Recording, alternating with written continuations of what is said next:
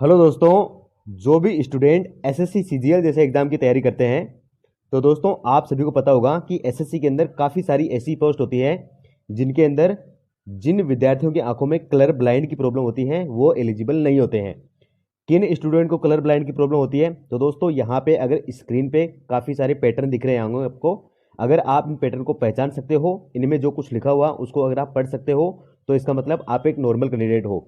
अगर यहाँ पे आप इन कलर के अंदर डिफरेंस नहीं कर पा रहे हो तो इसका मतलब ये है कि आपको कलर ब्लाइंड की प्रॉब्लम है। तो जो भी स्टूडेंट इस प्रॉब्लम वाले हैं, कलर ब्लाइंड वाले हैं, तो काफ़ी सारी ऐसी पोस्ट होती है जिसके अंदर आप नहीं जा सकते हो सीजीएल वाले एग्जाम के थ्रू। तो अगर हम देखें कि सीजीएल 2023 के अंदर काफ़ी सारी ऐसी पोस्ट हैं जिनके अंदर आप एलिजिबल नहीं हो, तो यहाँ पे हम इस वीडियो के अंदर देखने वाले हैं कि कौन सी वो पोस्ट हैं जिनके लिए आप एलिजिबल नहीं हो। तो जब भी आप पोस्ट प्रेफरेंस लगाओ तो कम से कम इन पोस्ट को आपको पोस्ट प्रेफरेंस में नहीं लगाना है, वरना आप डायरेक्टली ही वहाँ से आउट हो जाओगे जब भी आपका मेडिकल होगा। तो सबसे पहले जो पोस्ट है वो assistant section officer in intelligence bureau. आपको पता है कि ये जो एजेंसीज की पोस्ट होती हैं और काफ़ी रिस्पॉन्सिबिलिटी वाली पोस्ट होती हैं, तो यहाँ पे कलर ब्लाइंड कैंडिडेट एलिजिबल नहीं होते हैं। इसकी 37 वैकेंसी है इस बार, तो वहाँ पे आप एलिजिबल नहीं हो। इसके अलावा assistant section officer in national informatics centre, जो कि ministry of electronics and information technology होते हैं, वहाँ पे भी एक पोस्ट है, उसमें भी आप एलिजिबल नहीं हो।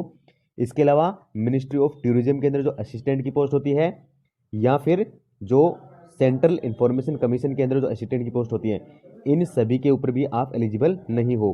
तो यहाँ जो एक्साइज इंस्पेक्टर की पोस्ट होती है आपकी, उसमें भी आप एलिजिबल नहीं हो, जो जीएसटी इंस्पेक्टर या एक्साइज इंस्पेक्टर होता है। इस बार काफ़ी ज़्यादा वैकेंसीज हैं, 2389 वैकेंसी है। इसके अलावा जो प्रिवेंटिव ऑफिसर और एग्जामिनर होते हैं उनके अंदर भी आप एलिजिबल नहीं हो। ये जो तीनों पोस्ट हैं वो सीबीआईसी डिपार्टमेंट की है।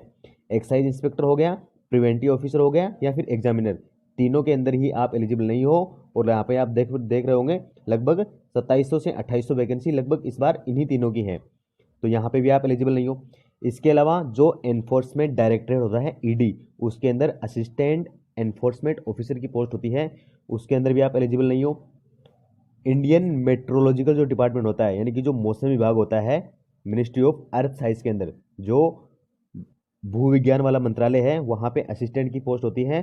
4600 ग्रेड पे की ये सभी पोस्ट हैं, उसके अंदर भी इस बार वैकेंसी है, वहाँ पे भी आप एलिजिबल नहीं हो। इसके अलावा telecom regulatory authority of India try के अंदर जो पोस्ट होती है असिस्टेंट की, इस बार 18 वैकेंसीज हैं, उनमें भी आप अप्लाई नहीं कर सकते हो। इसके अलावा दोस्तों जो जो भी आपकी एजेंसीज हैं, जैसे मैंने अभी शुरुआत में बताया था, जो भी एजेंसी होती हैं जैसे ईडी होगी या एनआईए, सीबीआई या सीबीएन, इन सभी के अंदर भी जो भी पोस्ट होती हैं एसआई की या एएसआई की या फिर यूडीसी की, इन सभी के अंदर भी आप एलिजिबल नहीं हो। तो यहाँ पे आप देख सकते हो एनआई और सीबीएन के अंदर भी आप एलिजिबल नहीं हो।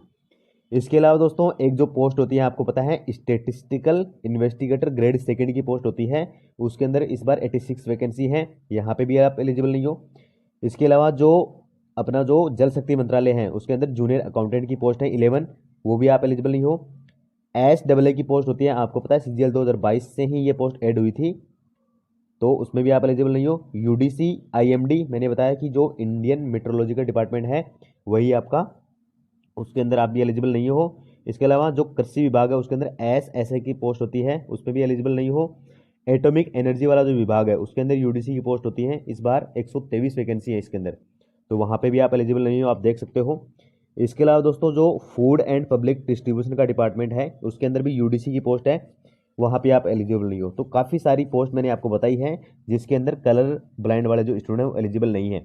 तो यहाँ पे अगर इन सभी को ऐड करते देखते हैं तो सीजीएल 2023 के अंदर अगर इन सबको ऐड करते हैं तो लगभग 3139 पोस्ट ऐसी है जिसके अंदर कलर ब्लाइंड वाले जो कैंडिडेट हैं वो एलिजिबल नहीं है।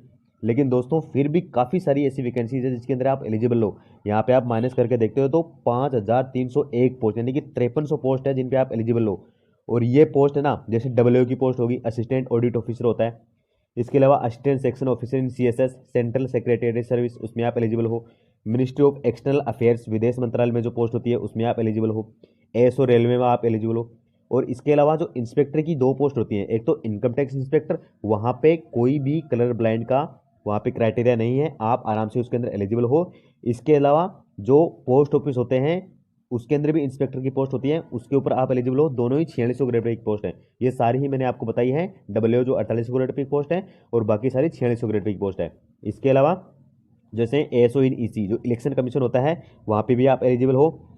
एएसओ इन एएफएचक्यू जो आर्म्ड फोर्सेज हेडक्वार्टर होते हैं, वहाँ पे भी आप एलिजिबल हो। क्योंकि कई स्टूडेंट को लगता होगा कि सर जो आर्म्ड फोर्स हेडक्वार्टर है वो एक कहने का मतलब डिफेंस की जॉब होगी, लेकिन वहाँ पे आपका काम जो होता है वो क्लरिकल काम होता है, तो उसके अंदर आप एलिजिबल हो। इसके अलावा जो सेंट्रल इंफॉर्मेशन सेंटर है वहाँ पे आप एलिजिबल हो। सेंट्रल विजिलेंस कमीशन जो होता है उसमें भी असिस्टेंट की पोस्ट होती है, उसमें भी आप एलिजिबल हो। इसके अलावा जो जेएसओ की पोस्ट होती है, आपको पता है इसका अलग से पेपर लगता है, उसके अंदर भी कलर ब्लाइंड वाले कैंडिडेट हैं वो एलिजिबल हैं। तो काफ़ी सारी ऐसी पोस्ट हैं जिनमें एलिजिबल नहीं हो, लेकिन फिर भी काफ़ी पोस्ट ऐसी भी हैं जिनके अंदर आप एलिजिबल हो। तो जब भी आप अपना पोस्ट प्रेफरेंस करो, क्योंकि आपको पता है कि जब सीजीएल 2023 का मेंस हो जाएगा उसके बाद में आपसे प्रेफरेंस मांगी जाएगी। क्योंकि सीजीएल 2022 से ये हो रहा है कि फाइनल रिजल्ट आने से पहले आपसे प्रेफरेंस मांगी जाती है, और जो प्रेफरेंस आप फिल कर देते हो उनको बाद में आप चेंज भी नहीं कर सकते। क्योंकि पहले ये होता था कि आप जब आपका डीबी होता है उससे पहले आप चेंज कर सकते थे, लेकिन अभी आप चेंज नहीं कर सकते हो। तो जो आपने भर दिया वही फाइनल होगा। तो जिन भी स्टूडेंट को कलर ब्लाइंड है वो गलती से भी ये वाली पोस्ट नहीं भर देना जो मैंने आपको शुरुआत में बताई है। तो दोस्तों इस वीडियो के अंदर इतना ही। Thank you, all the best.